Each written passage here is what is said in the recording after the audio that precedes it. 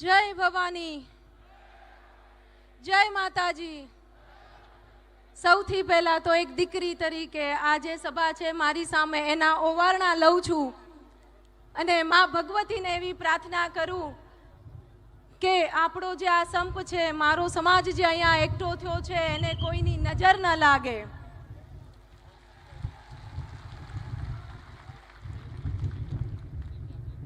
આપણો ગૌરવવંતો ઇતિહાસ, આપણા વડીલો પાળ્યા થયા, આપણે અત્યાર સુધી ઘણી બધી ચર્ચા કરી, મારી પહેલાના વક્તાઓએ પણ કહ્યું, હું વધારે નથી કહેવા માંગતી, પણ આપણે જ્યારે લોકશાહી આપી ત્યારે આપણો ગૌરવવંતો ઇતિહાસ આપણે આપ્યો હતો અને આજે લોકશાહીમાં સત્તાની લાલસામાં 70 વર્ષના વયોવૃદ્ધ, આ શબ્દ હું એટલે કહું છું કારણ કે આપને આટલા દિવસથી એવું સમજાવવામાં આવ્યું છે કે ભૂલ થઈ છે, 3 વાર માફી માંગી છે, પણ આપણે અત્યાર સુધી આપણો ઉજળો ઇતિહાસ ગાતા આવ્યા છીએ।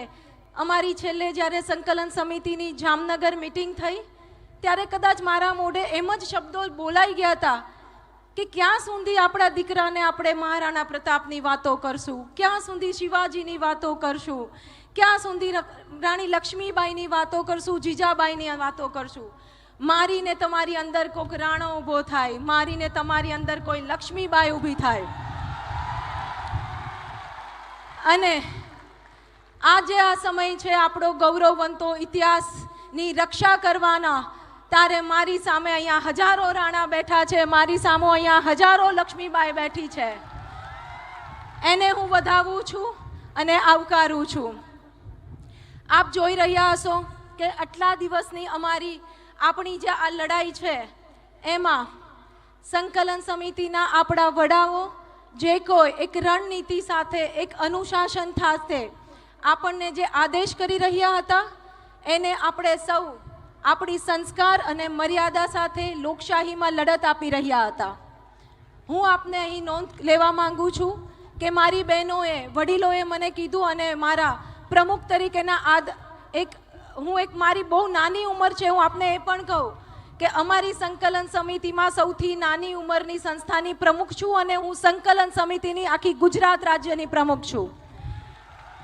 તો આ વિશ્વાસ મારા પર માતાઓ બહેનોએ જે મૂક્યો છે, વડીલોએ મૂક્યું છે, તો આ એક આદેશને સ્વીકારીને દરેક સંસ્થા, તાલુકા, જિલ્લાની સંસ્થાના પ્રમુખ મહિલાઓએ લોકશાહી ઢબે આવેદન આપ્યા, રેલી કરી। આપે જોયું હશે કે મોદી સાહેબને પત્ર વ્યવહાર કરવો એ દરેક જગ્યાએ એક અનુશાસન સાથે, મર્યાદા સાથે, ક્યાંય પણ કાયદાનું ઉલ્લંઘન નથી કર્યું।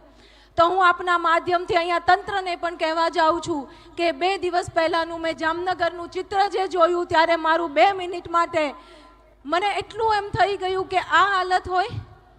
તમે એ તો વિચાર કરો કે જે સંસ્કારથી, મર્યાદાથી, જે રાજપૂતાણીઓ લોકશાહી ઢબે જે લડત આપી રહી છે, અને હું તો નેતાઓને પણ કહું અને દરેક નેતાને, ખાલી રૂપાલા સાહેબને નહીં, કે તમારા સારા કાર્યને જો જનતા વાહ કરતી હોય ને તો તમારી એક ભૂલને હાયની પણ તૈયારી રાખવી જોઈએ।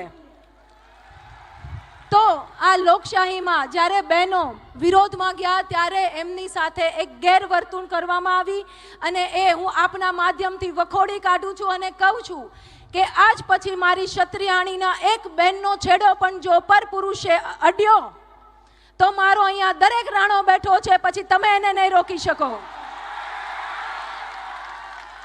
બીજું, મને એ સવાલ પણ ઊભો થાય, આપ માનો કે આપણો તો આટલો ગૌરવવંતો ઇતિહાસ છે, ગ્રંથો લખાયા છે, ગાવાય છે, ડાયરાના કલાકારોએ સતત ગાયા છે।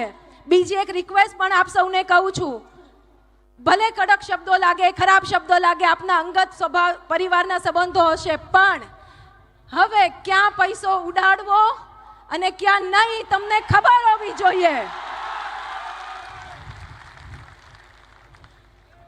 આપણે આપણા ઇતિહાસને સાથે લઈને ચાલ્યા છે। મને બીજો પ્રશ્ન એ પણ 18 વર્ષની સ્ત્રીનો પણ થાય, કારણ કે હું એક સામાજિક કાર્યકર છું। આપણે તો આટલું લડ્યા, આટલો મીડિયાનો સપોર્ટ, આપણે નથી સેન્ટ્રલ સુધી પહોંચતા, મવડી મંડળ સુધી પહોંચતા એવું નથી, છતાં પણ આપણો અવાજ જો એમને ધ્યાનમાં ન આવતો તો આપ વિચાર તો કરો કે એક વ્યક્તિગત કોઈના અત્યાચારની જ્યારે ભોગ ગુજરાતની દીકરી બનતી હશે ત્યારે કોણ એને સાંભળતું હશે? આ વસ્તુ પર આપણે વિચાર કરીને મારીને તમારી ફરજ છે. આપણે જ્યારે રાજ કરતા ત્યારે બધાયના ન્યાય માટે લડતા. આજે ભલે રાજની તાકાત નથી, પણ ન્યાય માટે તો લડવાનો આપણો અબાધિત અધિકાર છે. એટલે વ્યક્તિગત પણ આવી કોઈ પણ સ્ત્રીઓ ભોગ બને ને ત્યારે અહીંયા બેઠેલા દરેક મારા ભાઈઓ પાસેથી પ્રોમિસ લઉં છું કે પાછી પાની ન કરતા. હવે બીજી વાત એ પણ અમને ઘણા દિવસથી સમજાવવામાં આવ્યું, આપને સૌને સમજાવવામાં આવ્યું કે મોદી સાહેબનું જે હિન્દુત્વનું સ્વપ્ન છે અને આ એક ટિકિટ છે, એક રૂપાલા સાહેબ છે, એમને આપણે માફ કરી દેવાના છે. હવે મુખ્ય વાત જે આપ સૌને કહું છું અને આપ સૌ આના પર નોંધ લો. આપણે સૌ જાણીએ છીએ આટલા દિવસથી આપણને જે કહેવામાં આવ્યું, આપણા જ સમાજના બીજા ભાઈઓ, આપણા જ એમને ક્યાંક ને ક્યાંક આપણને સમજાવવામાં મોકલવામાં આવી રહ્યા છે. તો આપ સૌને હું એ પણ વિનંતી કરું છું કે એમની કોઈક મર્યાદા આવતી હોય. બાકી એમનું ગોત્ર તો આજ છે જે તમારે ને મારું છે. એટલે લોહી તો એમનું પણ મુકળતું હોય, પણ આપણે એના હોદ્દાનું, એમની મર્યાદા જાળવશું. મીડિયા સિવાય બીજા સ્ટેજની આગળ પ્લીઝ જરા જતા રહેજો પ્લીઝ. મીડિયા સિવાય સ્ટેજ વાળા જે બાજુમાં છે ને પ્લીઝ નમ્ર વિનંતી કે ભાઈ સહકાર આપો પ્લીઝ. હવે આટલો મોટો પ્રશ્ન હોય અને આપણને જ્યારે નજરઅંદાજ કરવામાં આવતા હોય ત્યારે હું અહીંથી કહેવા માંગુ છું કે પાર્ટીમાં જો વિખવાદ હોય તો 2 સીટ ઉપરથી ઉમેદવાર બદલવામાં આવે. પાર્ટીમાં જો વિખવાદ હોય તો રાતે-રાત મંત્રીમંડળ બદલવામાં આવે. તો એક રૂપાલા સાહેબ જ્યારે બહેનો દીકરીઓ પર નિમ્ન કક્ષાની ટિપ્પણી કરી જાય તો એમને કેમ બદલવામાં ન આવે? શું તમે અહીંયાથી એવો મેસેજ આપવા માંગો છો કે લોકશાહીમાં દરેક નેતાને પરમિશન છે કે સત્તામાં બેસવા માટે જ્ઞાતિ જાતિ બેન દીકરીઓ પર ટિપ્પણી કરી શકે? બીજું, અહીં મારી સાથે ઘણા બધા એવા હશે કે જે મોદી સાહેબના ચાહક હશે અને બહેનો દીકરીઓ પર અહીંયા પ્રશ્ન આવ્યો છે ત્યારે આવીને ઉભા રહ્યા છીએ. અત્યારે ગામે ગામે મેં ભી મોદી કા પરિવાર એક મુહિમ ચાલે છે. તો હું અહીંયાથી આ માધ્યમથી કહેવા માંગુ છું કે મેં ભી મોદી કા પરિવાર, અને હવે મોદી સાહેબના બહેનો દીકરીઓ પર ટિપ્પણી થઈ છે તો મોદી સાહેબ શું જવાબ આપશે? લડાઈ લાંબી છે, આપણે સૌ જાણીએ છીએ. અમને ઘણા કહેવા આવ્યા, અહીંયા મીડિયાએ પણ પૂછ્યું કે બેંક ટિકિટ રદ નહીં થાય તો શું કરશું? એટલે મેં કીધું કે હવે તો કેસરિયા કરીને નીકળી ગયા છીએ.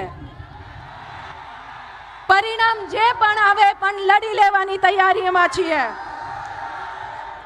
હું અહીં કવિ દાદને ફરી યાદ કરવા માંગુ કે શિખરો જ્યાં સર કરો ત્યાં કીર્તિ સ્તંભ ખોડી શકો, પણ ગામને પાદરે એક પાળીઓ એમ નામ ન ખોડી શકો.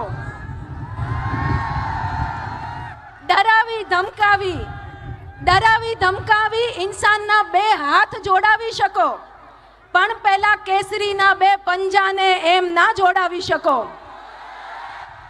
તો અહીંયા આ બધા કેસરીઓ ભેગા થયા છે. એક વાત નક્કી છે, સ્વાભિમાન સાથે સમાધાન નહીં અને નહીં, અને સ્વમાનના ભોગે પણ રાજકારણ નહીં અને નહીં. જય માતાજી. આભાર તૃપ્તિબા.